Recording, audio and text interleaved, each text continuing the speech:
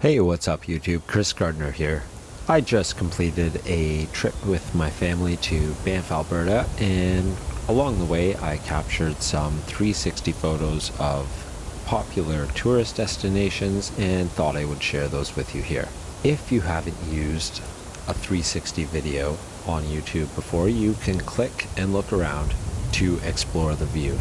I'll pause for about 5 to 10 seconds on each location so that you can look around, but feel free to hit the pause button or slow the video down. Our trip started on July 1st, and most of that day was spent watching the parade in town after getting into our hotel and just cruising about where we happened upon this park. Our kids wanted to stop here every day. No matter how tired they were after hiking, they still found energy to play here. Attached to that park is a pump track. We didn't have bikes and we didn't rent bikes, though there are plenty of places you could.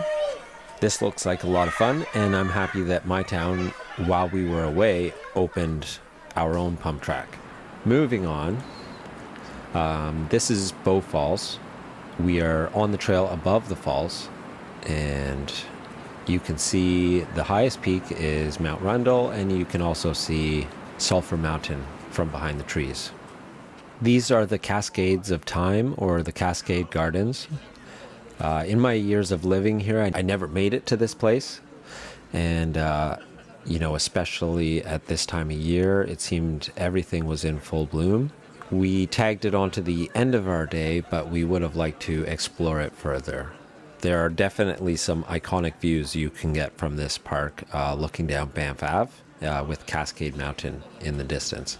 This is a view from the Hoodoos Trail along the top of Tunnel Mountain.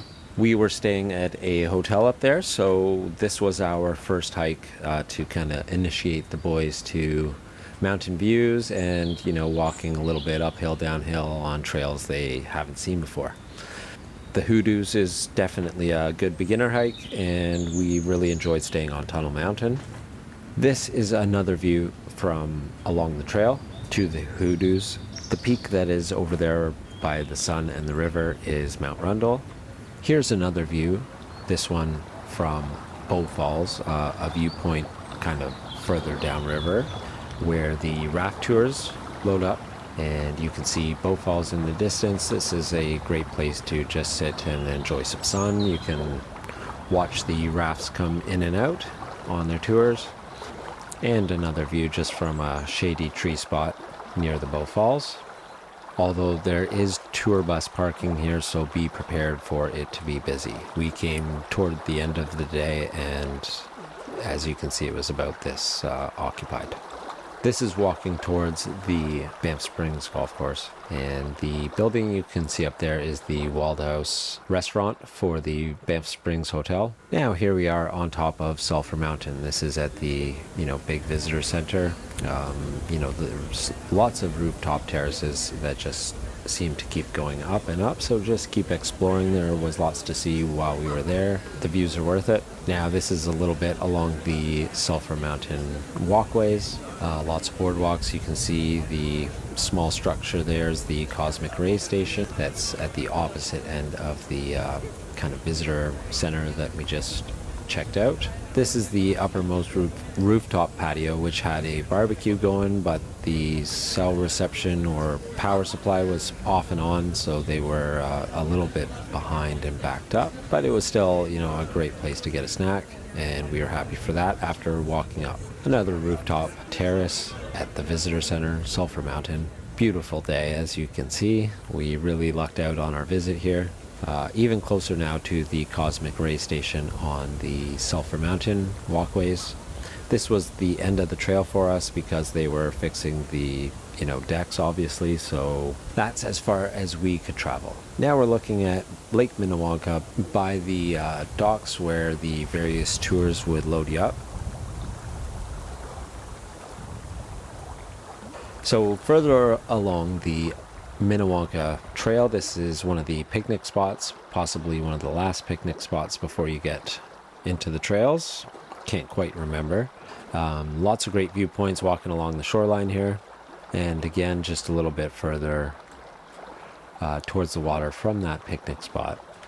Now here we are. This is a viewpoint on the road up to Norquay from Banff town site, and you get some great views of Mount Rundle there, Sulphur Mountain, and the Vermilion Lakes and into the town. So I made quite a few photo video 360s here.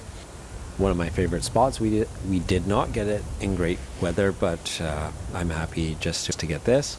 So this was the Stewart Canyon Trail, which we were walking from Minnewanka. At this point, my kids were fed up with the trail. It was a bit of what I call disenchanted forest for them. I was kind of powering through this. I didn't make quite as much photo or video as I would have liked once I got there, but there's still a few good views. This is one of the open spots where you could, very close to the trail, get a view of the canyon and the water below. Now here we are right at the water in Stewart Canyon. Great viewpoint. This is a part I never had explored while I was here. I made it maybe as far as the bridge, and I had done Aylmer Pass and things like that, or Aylmer Lookout, sorry, and never made it this far on the Stewart Canyon Trail, so I was really happy to see this one. That's why I kind of powered through it without my kids, and yeah, it was worth it. Great spot, nice and quiet. As you can see, there was a lot of people at Minnewanka, but there was 4 people here. So if you're looking to escape the crowds, this might be a great spot. And the famous, or I suppose it's famous, but I remember traveling this bridge when I was here, is the Stewart Canyon Bridge over the water. This is looking up the canyon. On the other side of this bridge, had I held my hand out, we'd see more towards Lake Minnewanka. Now we're getting into things more outside of the Banff town site and immediate area, and getting into the Bow Valley Parkway. So starting off here, we have one of the bridges that connects the Trans-Canada Highway to the Bow Valley Scenic Route 1A, and I always like this viewpoint right here, getting a view of Castle Mountain, kind of covered in clouds right now with the bridge and the Bow River. Great spot. This is another roadside stop. We're a little closer to Banff, where we get a view of the Bow River from a roadside parking lot. Lots of spaces available. Just a good place to stop for a couple, quick photos, a snack, whatever it may be. Now we're looking along the Johnston Canyon Trail. This, doesn't look that busy here, but I assure you it was one of the busiest trails we were on our entire time. You may not want to go in the middle of the day when most people will be hiking. Aim for early day or possibly later in the evening, depending on how far you're going. Here's one of the viewpoints on the Johnston Canyon Trail. This would be the Upper Falls viewpoint. And now this is a new view of the Upper Falls from above it if we were, I believe, traveling beyond to the Ink Pots. But this was the end of our journey. So this is another roadside stop along the 1A that is called Morant's Curve, where a photographer made famous this section of railway tracks with the Lake Louise group in the background. And that's why it's an attraction here today. This is the view by the water at Baker Creek, which is where we stayed for a few of the nights while we were here. So this was a nice location for our family to spend our days outside without being trapped in a hotel. We would play by this water for quite a while. Now we're getting onto the Lake Louise area. This is from the boardwalk towards the boathouse that rents out the canoes. And another view along that boardwalk from not too far away, just to give a slightly different perspective. This is the view from the top of Fairview Lookout. Now I was just triggering these manually, so unfortunately I got kind of a rough exposure on this one. Can't really make out details on the edge of the lake there, but that's okay. This is a great spot to come and take a photo. As you can see, it's quite busy. We waited here for quite a while just to get a clear view of the fence line for a few moments to take a few different types of pictures and video. Now here we are at the top of Agnes. You can see the Teahouse there, along with the big beehive to our side, and Devil's Thumb, Mount White, and Mount Niblock.